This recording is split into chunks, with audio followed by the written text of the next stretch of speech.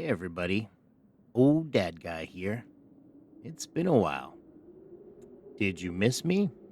I tell a lot of scary stories around the campfire, but I've noticed something about horror movies.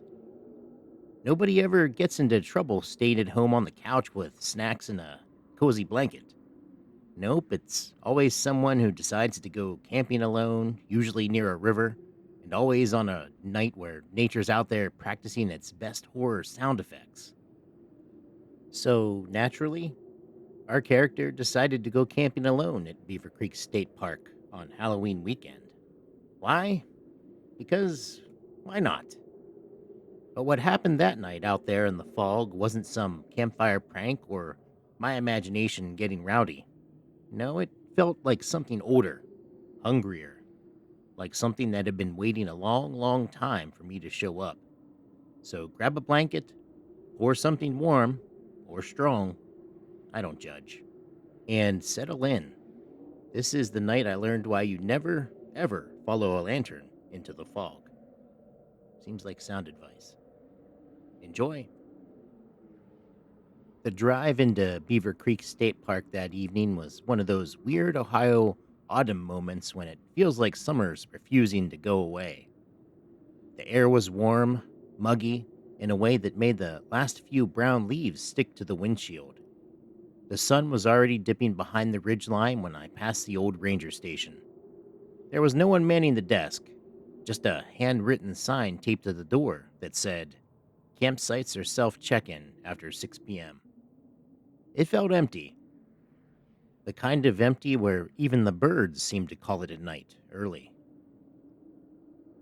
My truck tires crackled over the gravel as I rolled down the narrow road toward Site 27. I picked it because it sat right along the creek.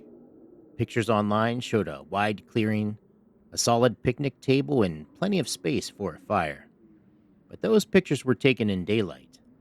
By the time I parked, the woods had already gone deep shadow, and the first threads of mist were curling along the ground. I stepped out and just listened for a minute. The creek gurgled softly in the distance. A barred owl called once, then went silent. In the distance, I could hear something heavier moving. A deer, probably, but it made me pause long enough to scan the tree line. Setting up camp alone has its rhythm. Tent first, stake the corners, then the chair, cooler, and the little lantern that always feels too small for nights like this. When the match finally caught the fire starter, the logs hissed like they were annoyed to be disturbed. I watched the flames build slowly, pushing the shadows back just far enough to make the woods feel alive, but unknowable. That's when I noticed the sign nailed to the nearest tree. It was old, sun bleached wood, black letters, barely readable. It said, "Do not approach creek after nightfall. Lantern sightings should be reported." The rational part of me thought, ha, probably just local Halloween pranks. The less rational part, the part that's heard too many campfire tales, made a mental note not to stray too far after dark. I leaned back in my chair, fire crackling, a drink sweating in my hand, and tried to let the quiet settle in.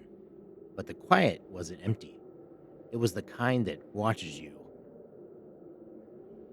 It started subtle, a single snap, a branch somewhere along the creek bank. I told myself it was probably a raccoon or a deer nosing around, but that didn't explain the way it paused, like whatever made the noise was listening back. I turned down the camp lantern a bit so my eyes could adjust. The woods beyond the firelight were layers of black and gray. The fog had thickened near the water, drifting through the trees like something alive. Another snap, this one closer. Then the forest went completely still. No owls, no frogs, not even the creek. It was like everything agreed to hold its breath. And that's when I saw the shape. Between two sycamores, just at the edge of the clearing, tall, thin, and too still to be a camper walking. My first thought was that maybe one of the nearby sites had a hiker heading to the bathroom trail. My second thought was that no sane hiker walks through fog at night without a flashlight. Hey there, I called out. Nothing. The fire popped and the shape tilted its head slowly to the side like a curious dog or something trying to understand me. That tiny movement did more to twist my stomach into knots than anything else could have. And then, as quickly as it appeared, the shape slid backward, not turned, not stepped, just sort of faded into the dark. I grabbed my thermos of coffee like it was a weapon and walked to the edge of the site. My boots squelched in the soft earth. That's when I saw them. Bare footprints. Small at first, then growing larger, leading straight toward the creek. The walk to the creek isn't far, maybe 100 feet. But at night, with the fog rising off the water, it might as well have been a mile of black tunnel. Every step crunched on damp leaves. Every breath came out colder than it should have in late October. The fog was thicker along the bank, hugging the ground in pale ribbons. And there, across the water, a lantern flickered, a single faint golden light swinging back and forth slowly. It shouldn't have been there. There were no campsites directly across the creek, no trail cut that way either. It was just woods. My chest tightened as the light stopped, held perfectly still. Then it started gliding along the bank, smooth, silent. Too silent for any hand to be carrying it naturally. I tried to tell myself there had to be a logical reason. A prank, maybe. Some old lantern hanging from a branch, swaying in a breeze I couldn't feel. But the fog moved with it, curling around it like it belonged to it. Hello? I called.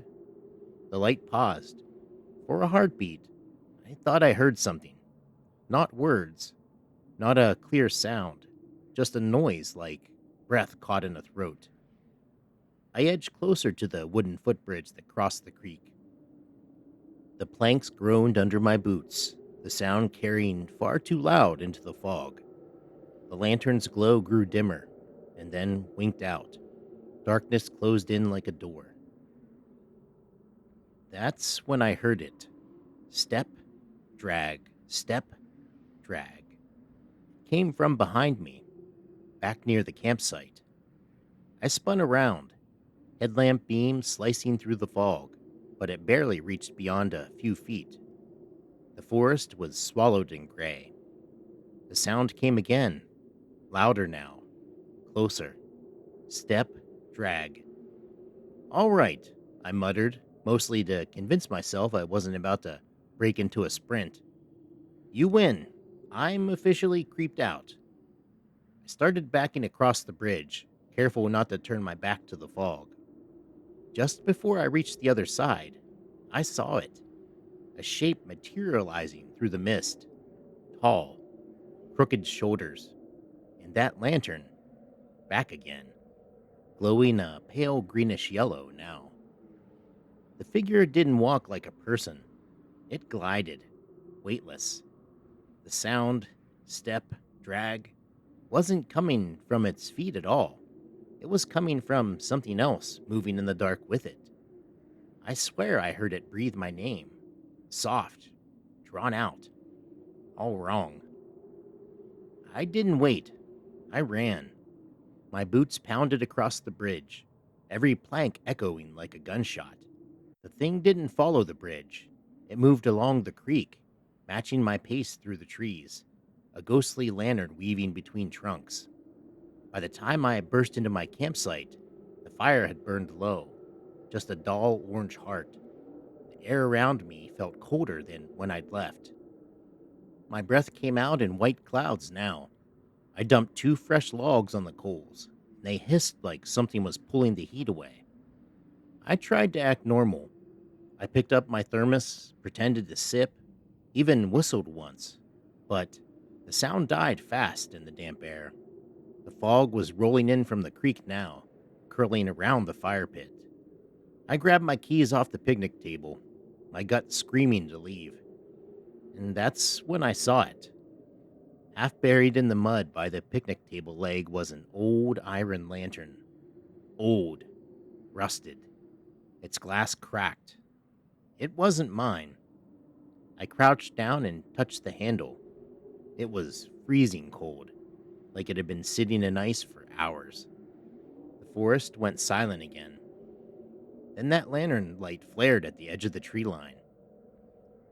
The figure stood there, or floated, just beyond the ring of firelight, lantern in hand, head tilted, its empty face catching the faintest glow from my fire. It wasn't a mask. It wasn't a prank.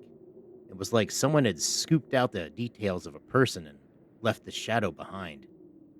And then the fire moved, the flames leaning toward him, bending like a flag in the wind. But there was no wind, just a pull, a hungry drag from the darkness. My pulse hammered in my ears. I backed slowly toward my truck, every step careful, trying not to let the panic take over. The figure never advanced, just held that lantern higher as if offering me something. Headlights flared when I turned the key. The figure blinked out of existence. No footsteps, no rustle of branches, just the snapping of the fire as if nothing had happened. I didn't pack. I didn't even put out the fire. I just drove. The fog swallowed the road behind me like a curtain closing on a show. I didn't return to Beaver Creek for weeks. When I did, it was daytime.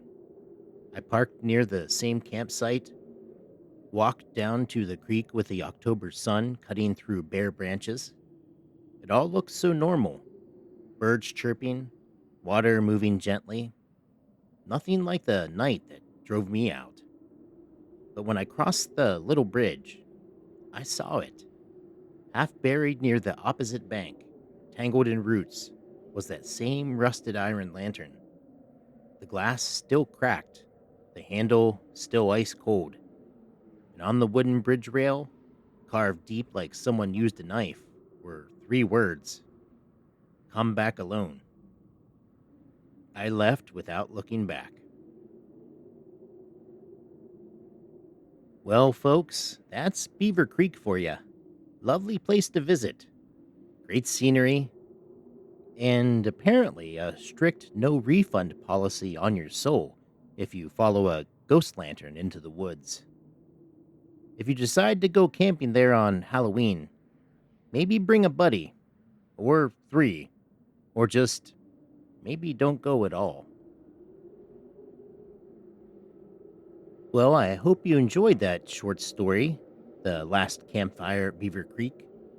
Sorry I've been slacking for a while. I haven't had a new story up in almost 2 weeks, but looking to get back on track here. Just been busy with Halloween and such, and always work, of course. But, anyways, until next time. So I beat up a couple of vampires this morning. I'm being charged with assault on 2 counts. Meh. OldDadGuy. You thought you were alone, didn't you? But they've been watching the whole time. Like, subscribe, and maybe they'll let you sleep tonight.